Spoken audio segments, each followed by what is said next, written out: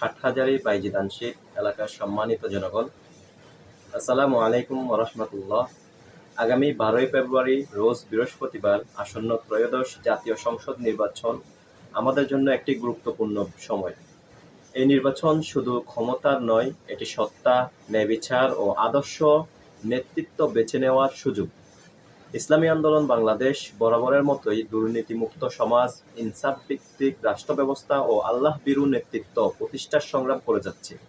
সেই ধারাবাহিকতায় চট্টগ্রাম 5 আসনে আপনাদের সামনে আমরা হাজির করেছি জননেতা মাওলানা মতিউল্লাহ নুরী ভাইকে, যিনি একজন সৎ, যোগ্য, জনদরদী ও আদর্শবান নেতৃত্ব। তিনি মানুষের পাশে থাকেন, অন্যায়ের বিরুদ্ধে কথা বলেন এবং এই এলাকার শিক্ষা, নৈতিকতা, উন্নয়ন ও ন্যায় বিচার নিশ্চিত করতে বদ্ধপরিকর। আপনাদের একটি ভোট পারে দুর্নীতির বিরুদ্ধে শক্ত অবস্থান গড়তে, সত্য ও ন্যায়ের পক্ষে কণ্ঠস্বর জোরালো করতে এবং আগামী প্রজন্মের জন্য একটি সুন্দর বাংলাদেশ গড়তে। আসুন আমরা সবাই ঐক্যবদ্ধ হই।